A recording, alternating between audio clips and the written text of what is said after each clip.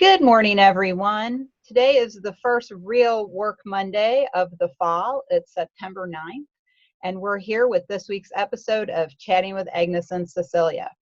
Our topic today is a rather serious one, dealing with disaster. As always, Chatting with Agnes and Cecilia is brought to you by Rogue Tulips, LLC. We provide 501c consulting services and association management services. Check us out on the web, roguetulips.com. And we are a proud supporter of the 501c League, a virtual membership organization for everyone in the 501c community and the people who love them. Getting to the beginning of our episode, I am Cecilia Sepp. I'm the principal and founder of Rogue Tulips, and I am here with my friend and colleague and co-host, Agnes Coleman. Agnes, would you like to say a few words? Sure. Thanks, Cecilia. Good morning and good afternoon to our global audience, or good evening, whatever part of the world that you're in. My name is Agnes Coleman. I am an author and a consultant with Rogue Tulip. Over to you, Cecilia. Great. Thank you, Agnes. So one of the things that inspired today's topic, dealing with disaster, is actually Agnes's recent experience, which is where I got the idea. So Agnes lives in Florida, and as I think we all know, it being September 9th, 2019, we've just had the second most powerful hurricane on record go through the Caribbean, bringing undescribable damage. Parts of Florida, Agnes had to deal with that as well, and then that storm crawled up the eastern United States coast, causing more upheaval and problems and fear for a lot of people. A lot of people have already died in the Bahamas. Much of parts of the Bahamas have been just flattened by the storm because it was so strong.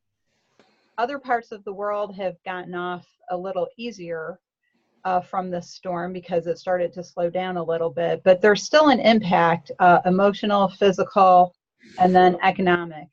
And disasters really affect 501c organizations on a lot of levels. And one of the areas we want to talk about a little bit today is that impact on the future of the organization when confronted with a disaster, and a very specific area of 501c life, which is events. And Agnes, as you all know, has quite a lot of experience with events, both domestic and international. And I know Agnes has a few comments about the smaller part of this topic of the specific event management and how that can really affect you when a disaster happens. So Agnes, would you like to make a couple of those points? Sure. Thanks, Cecilia. And indeed, our hearts do go out to people in the Bahamas who are really impacted by the storm. We here in Florida just kind of got the minimal effect. And as you look at this global impact that disasters can have on us as individuals and as 501c community, we begin to recognize that they're becoming a common occurrence, and the 501c community are not exempt. So really, I think what we need to start to think about really is we need to, as a community, begin to anticipate and prepare for operational risk of a disaster. Disaster is a risk. It's a risk that confronts us all. And the question here, Cecilia, is that how do we as 501c executives and community begin to prepare for this? And one of the ways that we could consider in doing this is that we really need to look at what disaster would look like. Mm-hmm. Whether it's an event that you're planning or your organization, your staff that's involved, the technology that's involved in putting together your event, or maybe even your organization goes bankrupt. Right. Cecilia, you mentioned earlier on, not on the segment, but when you and I were chatting about events being canceled, these are some of the things that we really need to take a step back and say, what would this disaster look like? And assessing what it looks like would really help us moving on to the next phase, Cecilia. And that's such a great point because, we always, there's an old saying, I should say, expect the best, but plan for the worst. Mm. And I think most of us kind of don't want to think about the worst or the possibility of the worst happening. And so maybe sometimes we don't make sure we have an event insurance, or we don't make sure there's something in the contract about what if there is a natural disaster or an act of God, as insurance companies like to call them, and our event's canceled. And what if that event, to your excellent point about possible bankruptcy, what if that's a major revenue source? And even if you have event insurance, that's not going to cover that revenue. What is that going to do to the life of your organization? Will you have to close? Will you have to lay people off? And then that's something of a disaster for those individual people, because, oh, now I don't have a job because we don't have enough money and I was laid off. There's those different levels. There's one of the things you've been dealing with a lot, uncertainty, that uncertainty of, nobody knows exactly what's going to happen from moment to moment, but you kind of have an idea most of the time. And then there's a terrible storm coming your way and you don't know, is it going to hit us? Is it not? What's it going to do to the value of my property? Will I have a property when the storm is done moving through? How am I going to fare physically? I read a story today. There's also a major typhoon in the Far East affecting Japan right now with a lot of flooding. And so far, one woman died because she was picked up by the wind and thrown against a wall and hit her head, and she died later from the injury. So you could physically be injured. You could have your whole life upended by a natural disaster, but there's all kinds of other disasters. There's like, what if we lose all the power? We live in a virtual world. What if something happened? There was a solar flare and an EMP, and like all of the power is gone and everything's fried. How are we going to rebuild? How are we going to talk to each other again?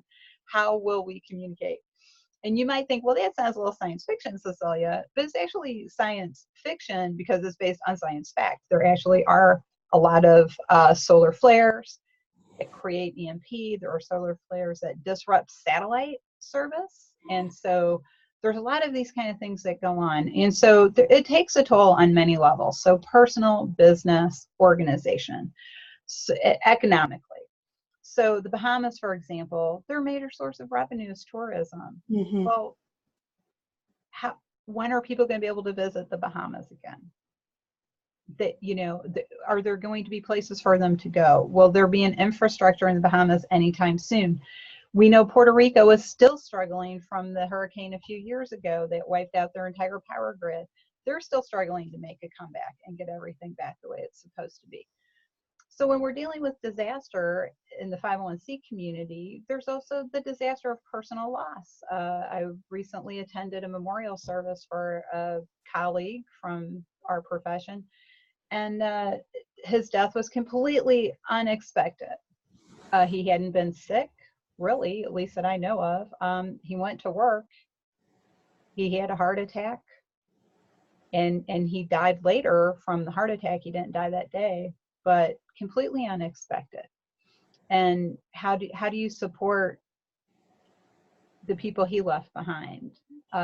He had a huge community of connections, but within our community of 501cs, how do we support each other with that kind of a loss? How do the people who knew his family and friends support them? What can we do? Because disasters come in all shapes and sizes. Mm-hmm. And I think your point about bankruptcy for a 501c organization is frightening on a lot of levels. I think because so many 501c organizations really have thin margins, not by choice, but just because of the nature of what we do. Mm-hmm. And how do we, as 501c organizations, plan for that? Sure, we can have our 3 to 6 months of funds set aside, but what happens after that runs out? The bankruptcy, I think, is more real than people like to think about. Or it might not be bankruptcy, but your organization might be terribly crippled for several years. And then how do you recover from that? And I don't know if you had any other thoughts on that train of thought. We've painted this picture, and you're right, and I think we've pretty much covered a broad, spectrum of different level of disaster. But as 501c community, I think there is a solution, and the solution is that we need to develop a plan to mitigate the disaster. Mhm. We talked about earlier on, it's about, anticipating it and preparing for it. And there are three areas, and I think you've touched on them, but I think it's worth us summarizing it for our global audience. The three areas includes communication. It's very broad, but there's a lot of things that as association within our strategic plan, because this is a strategic issue. Yes. Within our strategic plan, we can begin to look at broadly when we anticipate it, how are we going to communicate it? The other broad area is contingency plan. You talked earlier on about staffing, virtual area. What about if the technology doesn't work? How does the business keep going on? So contingency plan, again, it's a strategic issue and it's what really considering. And then the third broader area is recovery, Cecilia. How do we then recover from this? Again, it's a broader issue. The really, as an organization, as a 501c, talking to all our stakeholders in really looking at these three broad areas, communication, contingency, and recovery, how we're going to get there. And for each for each association, it's different. And that's why it's a strategic issue.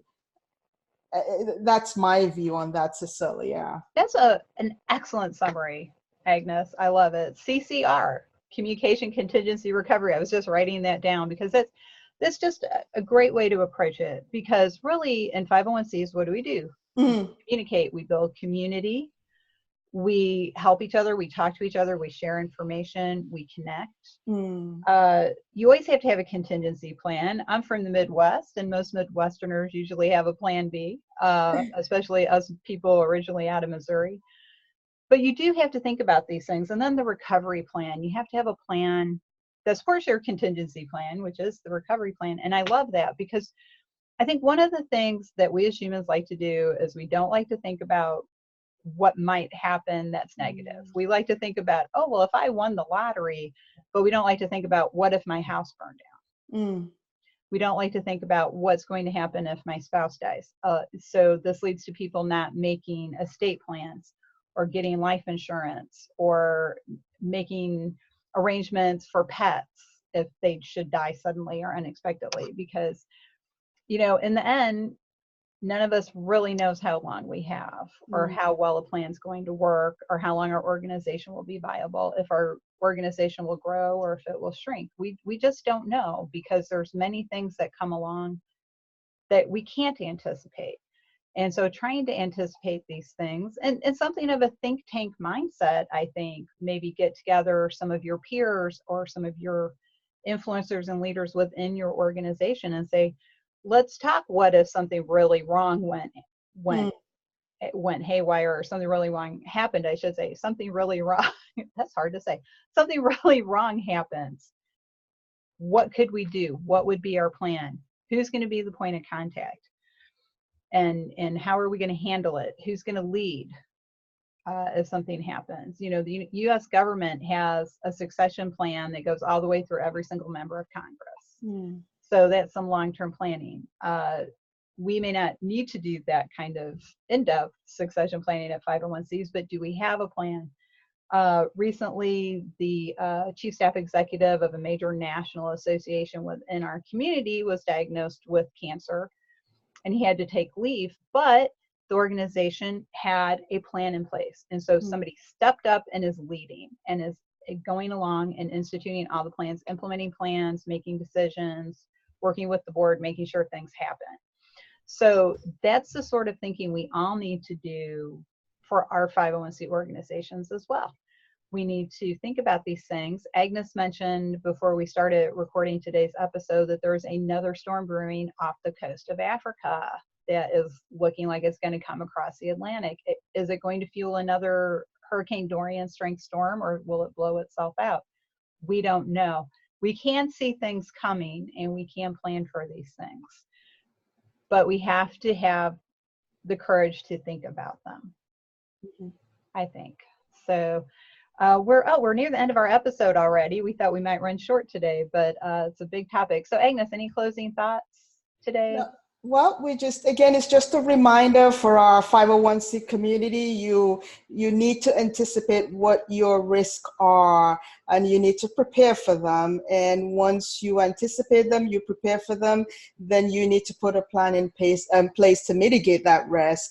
And again, remember the CCR, communication, contingency, and recovery. I Over to love you, it. Cecilia. Thank you, Agnes. That's great. And thank you all for joining us today for this rather serious and sobering topic. But we want to encourage you all to have the courage to think about the negative possibilities of life. So, as we like to say every week, thanks for joining us, and take 15 minutes and talk with someone because you might learn something. So, signing off for today for September 9th, it's Cecilia and Agnes, and we will see you next week. Thanks for joining us.